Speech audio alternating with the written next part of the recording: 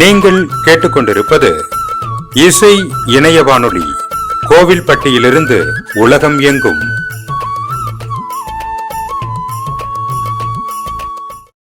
அன்பு நேயர்களுக்கு இனிய வணக்கம். இன்றைய சிந்தனை நெறி கதம்ப நிகழ்ச்சியில் உலகை கவர்ந்த அற்புதம் என்பது பற்றி திரு KS கோடீஸ்வரன் அவர்கள், மேனாள் மாவட்ட ஆட்சித்தலைவர் நேர்முக உதவியாளர் அவர்கள் சுவாமி விவேகானந்தர் பற்றி விளக்குகிறார். வீர துறவி சுவாமி விவேகானந்தர் நம்முடைய தமிழகத்தில் 1892 டிசம்பர் 25, 26, 27 கன்னியாகுமரி வந்தார். கன்னியாகுமரியில் கடலில் அவர் நீந்தி அந்த பாறைக்கு சென்று தியானம் செய்தார். அவர் அந்த படகில் செல்வதற்கு பொருளாதாரம் அவருக்கு கைகூடவில்லை. எனவே நீந்தியே சென்றார். இதுதான் அவர் நீந்துவதற்கான காரணமாகும்.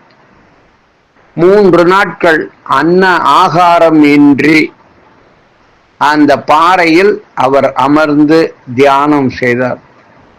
இதுதான் மிக மிக முக்கியமான ஒரு காலகட்டமாகும். இந்து மதத்தை, அதனுடைய பெருமையை உலக மக்களுக்கு அவர் அமெரிக்கா சிகாகோ உரையில் கூறுவதற்கு 1893 11/9 கூறுவதற்கு அந்த கன்னியாகுமரி அம்மன் உடைய அருள் அவருக்கு பரிபூரணமாக கிடைத்துள்ளது என்றால் அது மிகையாகாது. Awake, arise and stop not till the goal is reached என்று உலக சமுதாய மாந்தர்களுக்கு அறைகூவல் விடுத்தார். எழுமின் விழிமின் குறி சாரும் வரை நெல்லாது ஒழிமின் என்று கூறி உறக்கத்தில் இருக்கும் மனிதர்களையும் உற்சாகப்படுத்தி உவகையோடு மக்கள் அனைவரும் நல்வாழ்வு வாழ நன்னெறியோடு பண்பாட்டோடு பக்குவமாக அருள் கொண்டு வாழ்வதற்காக மிகுந்த கருத்துக்களை தன்னுடைய ஒவ்வொரு உரையிலும் கூறியுள்ளார்.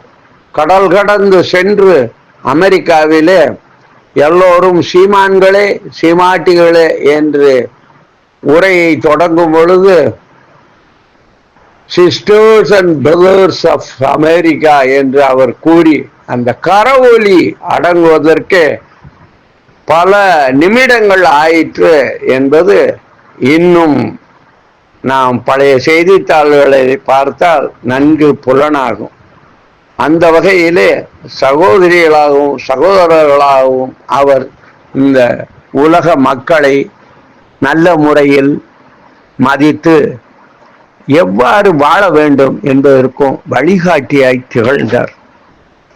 அந்த மகான்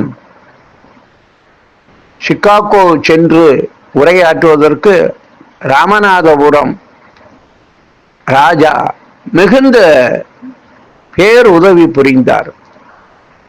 அவர் சென்று வந்த பின்பும் ராமநாதபுரம் ராஜா அவரை வரவேற்பு கொடுத்து மிகுந்த பாராட்டுகளை தெரிவித்தார். எல்லாவற்றுக்கும் முத்தாய்ப்பாக ராமநாதபுரத்தில் அன்று மின்சார வசதி கிடையாது. முதலில் தெரு மின் விளக்கு சுவாமி விவேகானந்தரால் தொடங்கி வைக்கப்பட்டது. இப்பொழுதும் அவர் தொடங்கி வைக்கப்பட்ட அந்த விபர குறிப்பு பழைய ஆஸ்பத்திரி ராமநாதபுரத்தில் உள்ளது. அதன் பக்கத்திலேயே அந்த கம்பம் உள்ளது. இன்னும் இயங்கி வருவதுதான் தனி சிறப்பாகும். தொட்டதெல்லாம் துலங்கும் சுவாமி விவேகானந்தருடைய அந்த செயலுக்கு அது ஒரு மிக முத்தாய்ப்பாக திகழக்கூடிய ஒன்றாகும். சுவாமி விவேகானந்தா கேந்திரம் எவ்வளவோ கிராம வளர்ச்சிக்காக தொண்டு புரிந்து வருகின்றது. அதில் குறிப்பாக நலிவடைந்த பிரிவினர் வாழ்வு பொலிவுடன் திகழ்வதற்கு பல்வேறு திட்டங்கள் கிராம மக்களுக்கு அறியாமை, கல்லாமை இதையெல்லாம் நீக்குவதற்காகவும் வறுமையை போக்குவதற்காகவும் பல்வேறு திட்டங்களை எல்லா இடங்களிலும் செய்து வருகின்றது. அருணாச்சல பிரதேசம், ஜார்க்கண்ட் வரை கூட அவருடைய பணிகள் தொடர்ந்து வருகின்றது.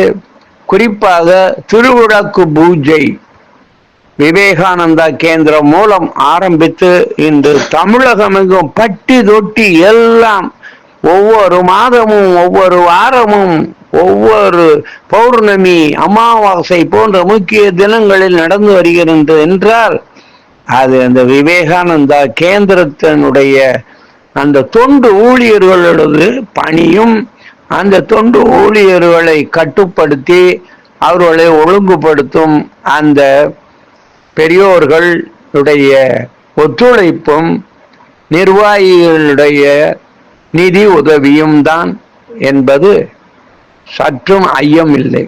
அப்பேற்பட்ட சுவாமி விவேகானந்தர் புகழ் பரவுவதற்கு நாம் அவர் கூறிய நல்லதொரு வழிமுறைகளை செயல்படுத்த வேண்டும். துணிவு கொண்டு மனிதன் தன்னுடைய செயல்பாட்டை செயல் வேண்டும். அடுத்ததாக ஒவ்வொருவரும் முன்னேறுவதற்கு அவரவர் முயற்சி செய்ய வேண்டும். முயற்சி திருவினையாக்கும், முயற்சியின்மை இன்மை புகுத்திவிடும். நன்றி, வணக்கம். வாழ்க சுவாமி விவேகானந்தரது புகழ்.